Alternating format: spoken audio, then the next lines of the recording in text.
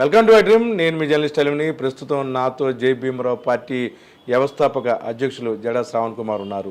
175 నియోజకవర్గాల్లోనూ 2024 ఎన్నికల్లో వారి అభ్యర్థుల్ని నిలబెడటానికి ఆయన సిద్ధంగా ఉన్నారు. మరి పక్కన న్యాయవాద వృత్తిని కూడా ఆయన పక్కన పెట్టి ప్రజాసేవ చేయాలని రాజకీయాలు వచ్చారు.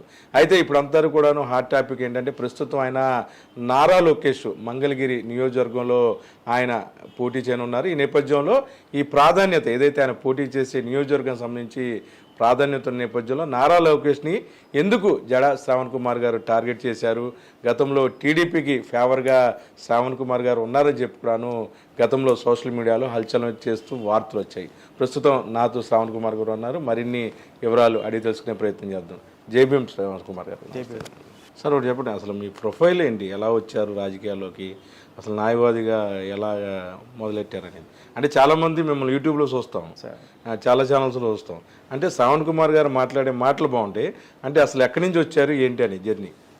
సార్ నేను నేటివ్ ఆఫ్ గుంటూరు. ఓకే అండి. మా ఫాదర్ కారం, మీరు గుంటూరు కారం. అంటే కారం అంటే అంత ఘాటుగా ఉండే కారం కాదు, మిర్చి. అది మిర్చి. ఎందుకంటే నేను మా నాన్నగారు లైన్ ఇన్స్పెక్టర్గా ఏపీఎస్సిబి డిపార్ట్మెంట్లో వర్క్ చేశారు. మా మదర్ హౌస్ వైఫ్. ఇద్దరు సార్ పేరు, నాన్నగారి పేరు దాసు, జడా దాసు. సో మేము చాలా పేద కుటుంబంలో పుట్టాము. నాన్నగారు చిన్న ఎంప్లాయీగా వర్క్ స్టార్ట్ చేశారు. ఎంప్లాయీగా అవటం చేత మదర్ది ఫాదర్ది ఇద్దరిది కూడా, మా అమ్మమ్మ గారు చాలా పెద్ద చొక్కా అని, మా అమ్మమ్మ గారు వాళ్ళ ఎమ్మెల్యేగా మా మావయ్య గారు ఉండేవాళ్ళు, చొక్కా పీటర్పాల్ ఫ్రాన్సిస్. వీళ్ళు నేపథ్యం కొంచెం పొలిటికల్గా ఉన్నదే, కానీ గుంటూరులో డిఫరెంట్ జాబ్స్లో మా నాన్నగారు పనిచేయటం, తర్వాత పదందిపాడు, ప్రత్తిపాడు, తెనాలి, పొన్నూరు, ఇట్లా కొన్ని ఉద్యోగరీత్యా ఆయన తిరగాల్సిన పరిస్థితి ఉన్నప్పుడు 20 సంవత్సరాల పాటు ప్రత్తిపాడులోనే, గుంటూరు జిల్లా ప్రత్తిపాడులోనే నా పుట్టుక, నా పెరుగుదల, 10th క్లాస్ వరకు అక్కడే చదువుకున్నాను. సో మా నాన్నగారు ఉద్యోగరీత్యా వెళ్ళటం చేత ప్రత్తిపాడుతో బాగా అనుబంధం ఏర్పడింది. ప్రత్తిపాడులోనే ఇల్లు కూడా కట్టుకున్నాం. అది మా సొంత ప్లేస్ అదే అని అనిపిస్తుంది. తర్వాత డిగ్రీ ఏసీ కాలేజీలో చదివాను. ఏసీ కాలేజీలో చదివినప్పుడు ఉద్యమ భావాలు, ఏఎస్ఎఫ్ఐ డిస్ట్రిక్ట్ ప్రెసిడెంట్ అప్పట్లోనే చాలా ఉద్యమాలు చేసేవాళ్ళం. బట్ తర్వాత PG VRS and YR and MCom చేశాను. తర్వాత లాకి ఆంధ్ర యూనివర్సిటీ వెళ్ళి లా అయిపోయిన తర్వాత వైజాగ్లోనే ప్రాక్టీస్ స్టార్ట్ చేశాను. అయితే ఇన్ బిట్వీన్ న్యాయవాదిగా ఉంటూనే ఎందుకన్నా నాకు లీగల్ సైడ్ కొంచెం బాగా ఇంట్రెస్ట్ ఉండటం వల్ల న్యాయవాది అయ్యాను. న్యాయవాది అయిన 2004లో న్యాయవాది అయిన తర్వాత వితిన్ 3 yearsలోనే జడ్జిగా సెలెక్ట్ అయిపోయాను. ఫస్ట్ అటెంప్ట్లోనే 28 yearsకే న్యాయమూర్తిగా అతి చిన్న వయసులో సెలెక్ట్ అయినటువంటి వ్యక్తిని. సో న్యాయమూర్తిగా సెలెక్ట్ అయ్యి 10 సంవత్సరాలు వర్క్ చేసిన తర్వాత నాకు అనిపించింది ఏంటంటే వ్యవస్థలో న్యాయమూర్తిగా జ్యుడిషియరీతో అయ్యే పని కాదు. సో కొంచెం తెలివితేటలు ఎక్కువ అవటం వల్ల ఏమో సో జడ్జి పోస్ట్కి రిజైన్ చేసి ఒక మంచి పొలిటికల్ పార్టీ పెట్టి ఈ రాష్ట్రంలో ఏదో ఒక రోజుకి ఒక మంచి స్థానంలో, ఉన్నతమైన ముఖ్యమంత్రి స్థానంలో ఉండాలని అయితే నా కోరిక. దట్ ఈస్ వై ఇది క్లుప్తంగా నా నేపథ్యం. సరే, ఎలా ఉండబోతుంది మీ జర్నీ? అంటే ఇప్పుడు ఏదైతే డెసిషన్ తీసుకున్నారు మంగళగిరిలో పోటీ చేయాలని, నారా లోకేష్ మీద పోటీ అంటే అది సామాన్య విషయం కాదు. సుమారు నారా లోకేష్ బడ్జెట్ 100 నుంచి 150 కోట్లు ఉంటుందని బయట చెప్పుకుంటున్నారు. అటువంటి వ్యక్తులు మీరు ఎలా ఢీకొంటారు?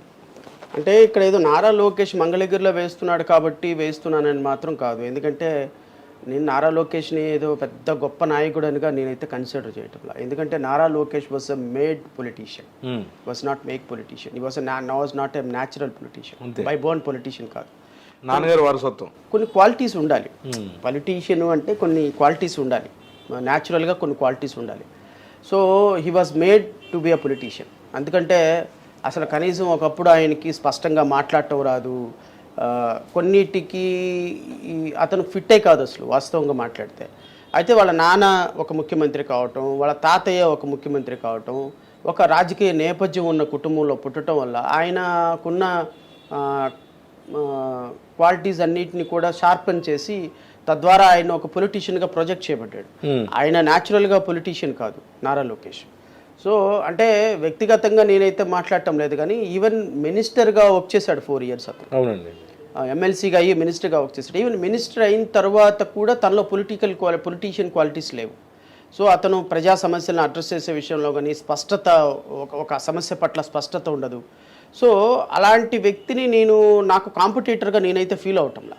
అంటే నేను ఎందుకు మంగళగిరి కాన్స్టిట్యున్సీని ఎంచుకున్నానంటే నేను తాడికొండలో కాన్స్టిట్యున్సీలో ఎస్సీ రిజర్వ్డ్ కాన్స్టిట్యున్సీలో పోటీ చేయాలని నేను అనుకున్నాను. మా పార్టీ తరపు నుంచి పోటీ చేయాలనుకున్నప్పుడు మా పార్టీ తరపు నుంచి వచ్చినటువంటి రిక్వెస్ట్ ఏంటి అంటే, మీరు ఎటు ఎస్సీ రిజర్వ్డ్ కాన్స్టిట్యున్సీలో వేస్తున్నారు, మీరు ఒక పార్టీ ప్రెసిడెంట్ కాబట్టి రిజర్వ్డ్ కాన్స్టిట్యున్సీలోను ఒక జనరల్ కాన్స్టిట్యున్సీలో కూడా వేయండి అని చెప్పేసి 2 కాన్స్టిట్యున్సీలో వేస్తే బాగుంటుంది, మంచి సిగ్నల్ ఇచ్చినట్టు ఉంటుంది సొసైటీకి అని చెప్పినప్పుడు తాడికొండకి అటాచ్ అయిన కాన్స్టిట్యున్సీ మంగళగిరి. సో మంగళగిరిలో ఒకసారి ప్రచారం స్టార్ట్ చేసుకుంటే ఎండింగ్ తాడికొండలో ఉంటుంది. సో తాడికొండను మంగళగిరి 2 పక్కనే ఉంటాయి కాబట్టి మంగళగిరి ఎటు ఓపెన్ కాంపిటీషన్ కాబట్టి అది రిజర్వ్డ్ కాదు కాబట్టి సో తాడికొండ మంగళగిరి వేస్తే బాగుంటుంది అన్న రిక్వెస్ట్ తోటి నేను మంగళగిరి కూడా చూస్ చేసుకోవాల్సి వచ్చింది. సో నేను అనౌన్స్ చేసుకున్న చాలా రోజుల తర్వాత నారా లోకేష్ అనౌన్స్ చేసుకున్నాడు. అప్పటికే ఆయన గ్రౌండ్ వర్క్ చేస్తున్నాడుగా. ప్రాబబ్లీ ఇక్కడ అఫీషియల్గా అయితే డిక్లేర్, నేనైతే మాత్రం ఆయన ఏదో వేస్తున్నాడని వేయాల. నెంబర్ 1. నెంబర్ 2, మీరు అడిగిన ప్రశ్నకి 150 కోట్లు 100 కోట్లు బిజినెస్ అనే కాన్సెప్ట్ని ఐ డోంట్ బిలీవ్. ఎందుకంటే ఈయన మంగళగిరి కాన్స్టిట్యున్సీ అనేది ఒక ప్రత్యేకమైన నేపథ్యం ఉన్న కాన్స్టిట్యున్సీ. 2014లో చాలా 12-13 ఓట్ల తేడాతో గెలిచారు. 2019లో కూడా నారా లోకేష్ 5300 ఓట్లు తేడాతో నారా లోకేష్ ఓడిపోయినారు. అప్పుడు కూడా నాకు తెలిసి ఆయన బాగానే ఖర్చు పెట్టాడు, అయినప్పటికీ కూడా ఆయన ఓడిపోయాడు. సో నేను అనుకోవటం ఏంటంటే నారా లోకేష్ ఎన్ని 100 కోట్లు ఖర్చు పెట్టినా ప్రజలు నారా లోకేష్ని లీడర్గా యాక్సెప్ట్ చేయటం, ఈవెన్ టీడీపీలో యాక్సెప్ట్ చేయటం అది నిజమేనండి. చాలా మంది అంటారు, ట్రూ, సీనియర్ పొలిటీషియన్లు. చంద్రబాబు నాయుడే యాక్సెప్ట్ చేయడు, ఎవరో కాదు, తన కొడుకు లీడర్ అని చంద్రబాబు నాయుడే యాక్సెప్ట్ చేయడు. ఎందుకంటే రియాలిటీ ఒకటి ఉంటుంది కదా అలీం గారు. అంటే యువగలం చేశారు, అవి చేశారు, ప్రజల్లో తిరిగాడు, అదేం ప్రభావం చూపించదు. యువగలం అంతా కూడా న్యాచురల్గా వచ్చిన జనాలు కాదు, లీడర్షిప్ ఏం లేదు.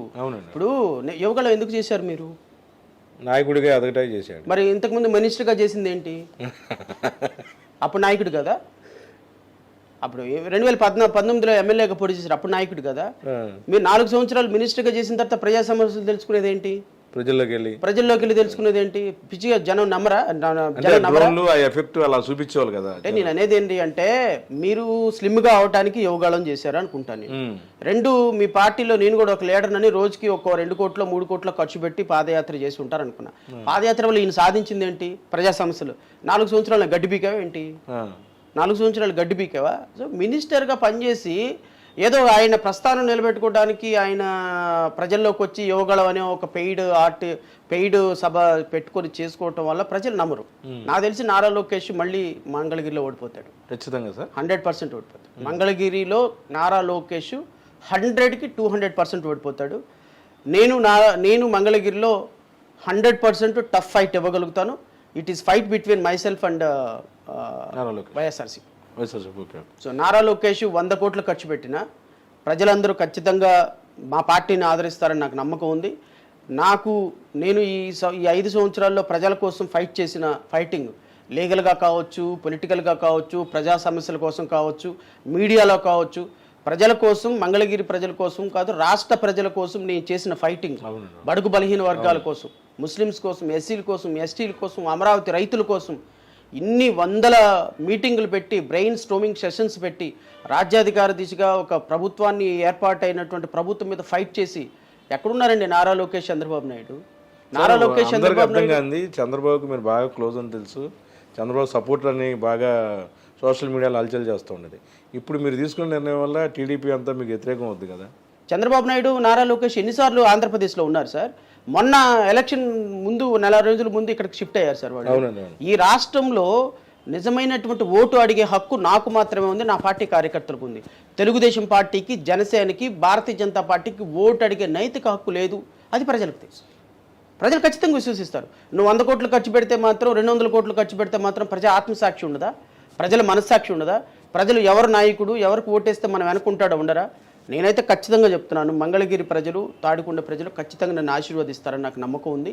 ఖచ్చితంగా 2 కాన్స్టిట్యున్సీలో అత్యంత తీవ్రమైనటువంటి ప్రభావం చూపించగలననే నమ్మకం నాకైతే ఉంది. సార్ చెప్పండి, దశాబ్ద కాలం నుంచి పార్టీ నడుపుతున్నాడు జనసేన అధ్యక్షుడు పవన్ కళ్యాణ్ గారు. ఎందుకని సక్సెస్ కాలేదు? అటువంటి వ్యక్తికి చంద్రబాబు ఎంపర్లాడుతూ పక్కనేసుకుని ఎందుకు తిరుగుతున్నారు? మీలాంటి వాళ్ళని ఎవరిని కూడాను కలుపుకునే పరిస్థితి ఎందుకు ఏర్పడింది? ఎందుకంటే చంద్రబాబు నాయుడు గారికి చాలా ఎక్కువ తెలివితేటలండి. అంటే బహుశా భారతదేశంలో అంత సీనియర్ పొలిటీషియన్ ఉండరు. అంత అంటే పొలిటీషియన్ అనే దానికి ఆయన ఒక ఒక ఒక అంటే బ్రాండ్ అంబాసిడర్.